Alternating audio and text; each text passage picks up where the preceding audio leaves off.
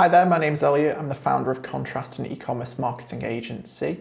In today's video, we're going to dive into how to build and write a solid content brief to help and scale your content strategy and marketing efforts.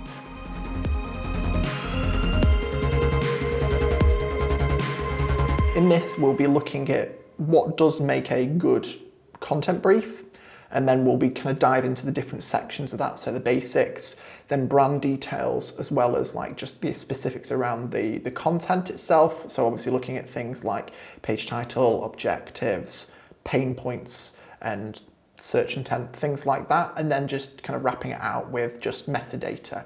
So they're kind of like the things we're going to delve into. So obviously we're going to jump into now and explain why do you want the content brief? How is it going to help you? With us working internally and scaling content strategies, as well as producing written and blog content, we found these to be an absolute massive aid in helping speed up these timelines. Even though it takes time to build this, you'd think it's counterproductive, but actually it's not. It helps cut down a lot of the mess in between, back and forth with your writers. So obviously when you come to write an article, you've probably been looking at that screen, it's blank, you've got writer's block, you don't know what to actually start creating and writing content around. This is normally where having the content brief helps aid that process, because it kind of breaks it down into subsections that you can ultimately chip away at this and start to make progress. Obviously then as well, if you're working with freelance writers, not doing it yourself, you've probably got to the point where there's been a lot of back and forth, that you're not happy with an article, or you're having to make lots of revisions and things like this. If you put a solid content brief in place to begin with, this is not going to only make the freelance writer's life a lot better, ultimately it's going to skip out a lot of that, because they've got something that ultimately describes and says exactly what you want and what you're trying to achieve. It will make their lives a lot easier and they'll thank you for it.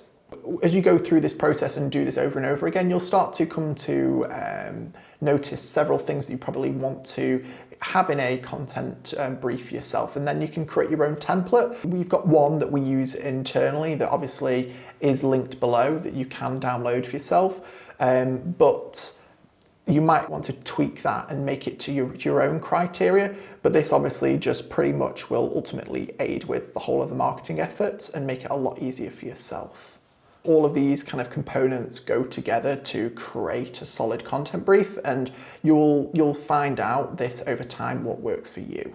But for us, this is what we've come to. Some of it we might skip out and leave out because it is quite detailed, but ultimately it's going to make the writer's life a lot easier and they'll thank you for it. Now we're going to delve into what is a content brief.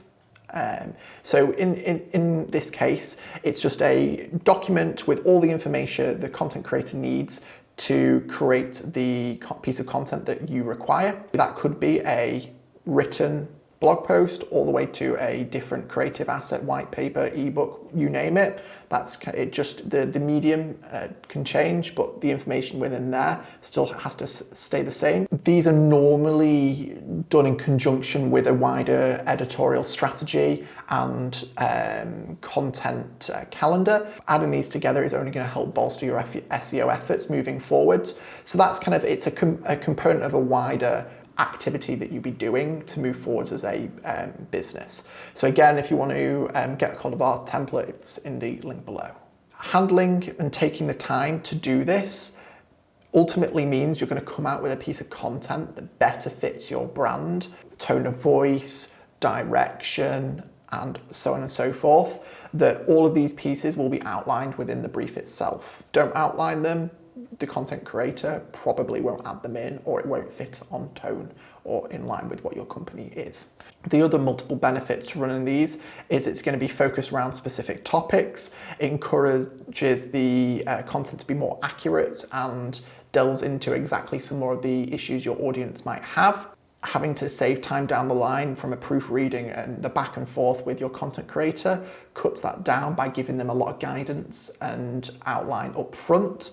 So there is a lot of reasons to spend that little bit upfront time to help save it reaping on the rewards in the actual process of getting the content created, as well as the actual final article that ultimately is going to be shared and read and kind of be a showcase of your brand in itself. So they're the kind of reasons why you want to delve into this and spend the time to actually create it in the first place. So for us, when we do it for ourselves, it's pretty much kind of that delves into when the draft date needs to be done, an approximation for word count, the day when we're going to publish the article, giving the content creator an idea of how many revisions that we're going to be working with, and then again, who's the point of contact that they need to get back in touch to ask if they've got any questions. Very, very straightforward for us. This pretty much, again, helps people understand, like, again, from a word count, if you're paying for a writer per word,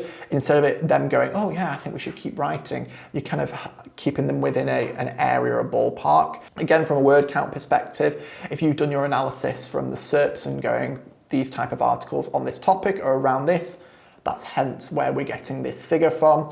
And again, from your editorial calendar, from a timeline perspective, that's kind of where you're getting your due date from a draft perspective to also the publish date. So again, they know what timeline to work into for the article being created.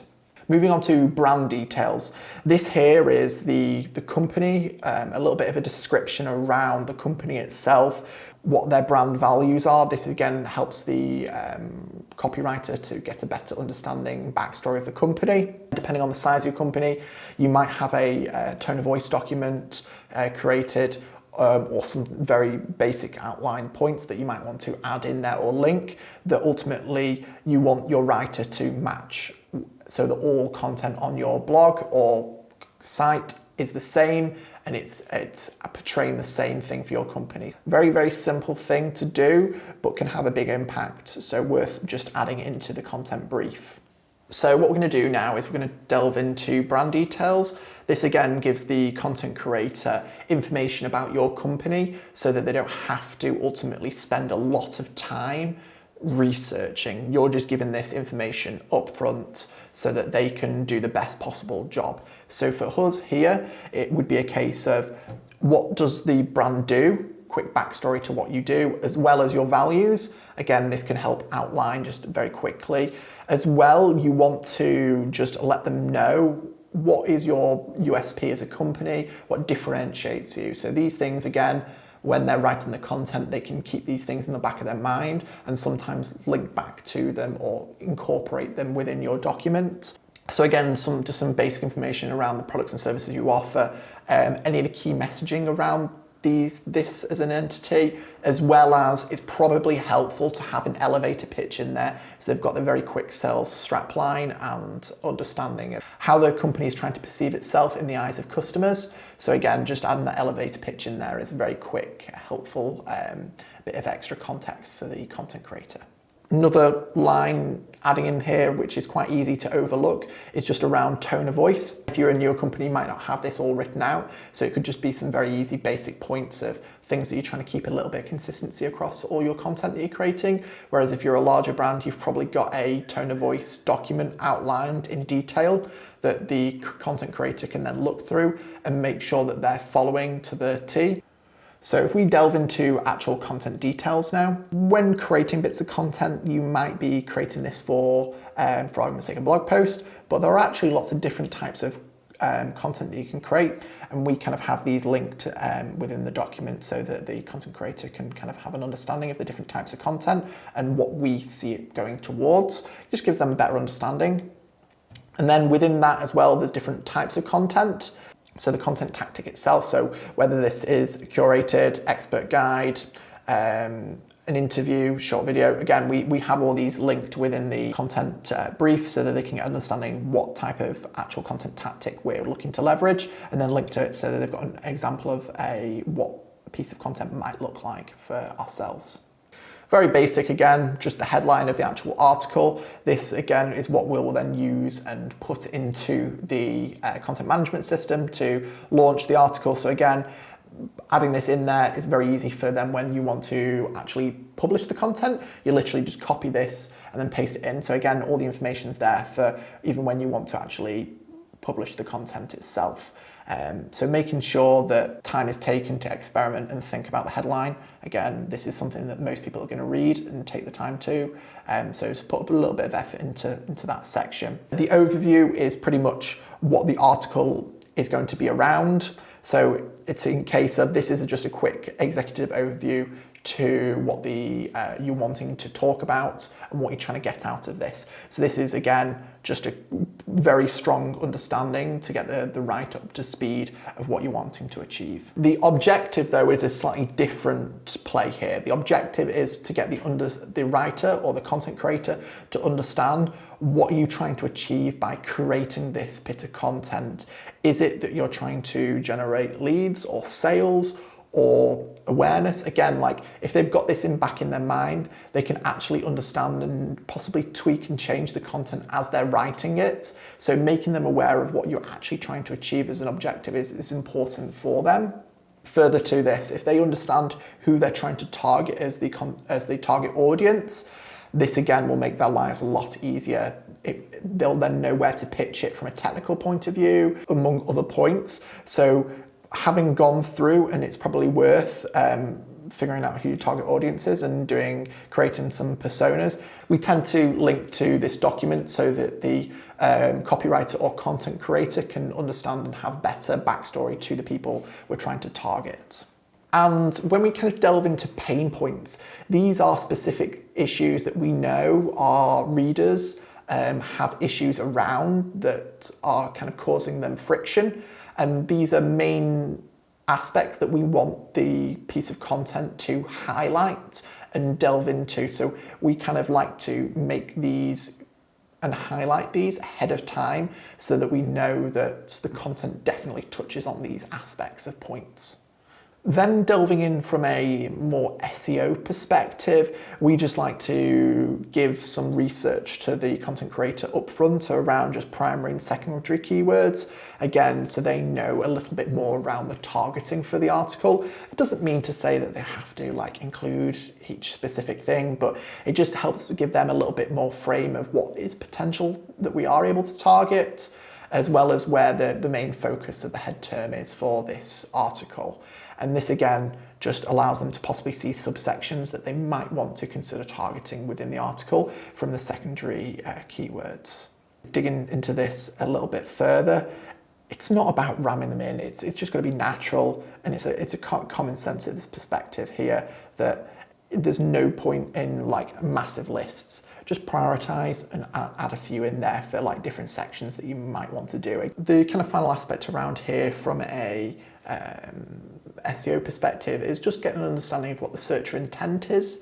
So we can have a look at the search results, and this will help inform this, as well as just having a good understanding of your target audience. So in this case here, we're talking about an article that was for eCommerce SEO, and what we know that they're looking for is, in this case, that they're looking to be educated, looking for a specific guide to delve into these details and help expand their knowledge. That's a step-by-step. So that again helps inform the content creator what they're looking to again create this piece of content around. If you hadn't given this information up at front, the same with a lot of the other value that you will have gone and spent the time into so far, that the end goal could be completely different of what you actually get given. Hence why we said spending the time to get all this information together will obviously help make the end result better.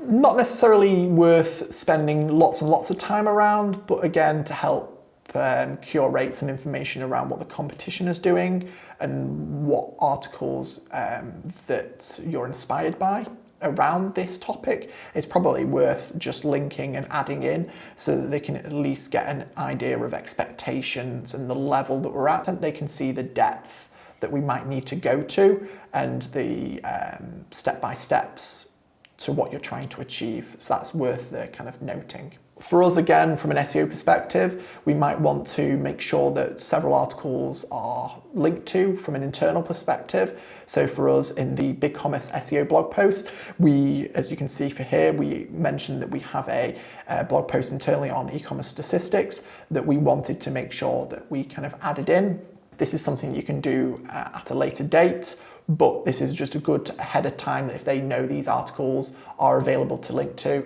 they can easily add them in. So it's just a very easy section to kind of add in and make note of. From an images point of view, you also need to make sure that you're okay from a copyright perspective, or if that you're doing certain custom images, that you might need to liaise with your internal or external designer to make that happen. So in our case, if they've taken any screenshots, make sure that they've got a folder with them in, as well as if they need any custom assets, speak with to the designer to help create them for this article. And that's kind of how we approach it. Again, from a publishing the bit of content perspective, like the heading, we have the URL structure. In this case, it makes it very simple for the person who's going to publish the content know all the settings that they need to. In this case, the primary keyword is the URL structure. So we're just doing eCommerce -SEO is the URL that we're doing. So it's good to just keep it very simple and not make it massively long. And normally, as a matter of how we approach it, the primary keyword normally tends to be the URL. Again, you need to make these articles and all the content that you're producing work for you. And again, this is where we're tying it back to the objective. What were you trying to achieve? In this case of this article, we were trying to get people to reach out to us and potentially work with us. So for us, we like to put some calls to action into these articles. So for this is, why not work with us? And we add in an example CTA. So for us, it looks like this from like the sum up section, or it could be, again, just trying to subscribe to your email list.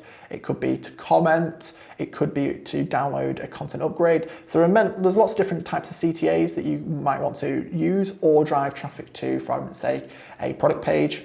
Just make sure you take that into account and then leverage it accordingly, because it's a great way to take traffic from a blog post, which is possibly middle or top of the funnel, and then move people further down in the content journey to make it more transactional and actually have a financial impact on your business.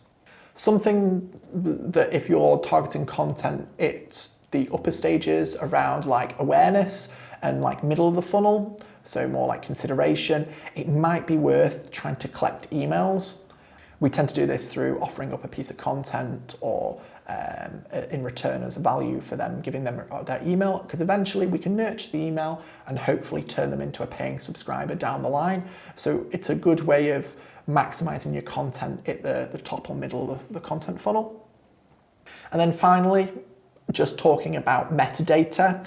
This is just, again, for when we're publishing the article, what is the title of the article going to be? So again, keeping this like 50 to 60 characters max. Again, we're looking to include the primary keyword and having in mind something that is a little bit different than the competitors for this search query you're trying to do, as well as thinking about how can we do improved click-through rates. And this is where the meta description kind of comes in again, 150 characters to 160. And again, we're thinking about what can we write to incentivize the user that would want to read our article and click through? Think about click-through rates and what we can do to improve them. And then finally, if you're publishing the article as a blog post, you might need an excerpt to show as a short synopsis of what your article is about and incentivizing them again to click through. So making sure all these things are factored into your content brief.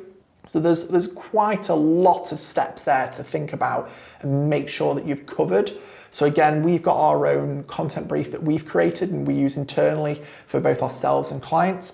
And you can find that linked below in the description that you can download. You might want to use exactly this or tweak it for your own business, but you're more than welcome to use that and download it below. Again, if you need any help scaling your content production to bring in more organic traffic to your site, or you need help with the strategy or actual producing the content, definitely reach out to us. The information is below, or you can visit our website to get in touch. We'll be more than happy to have an informal chat with you and see where things go from there.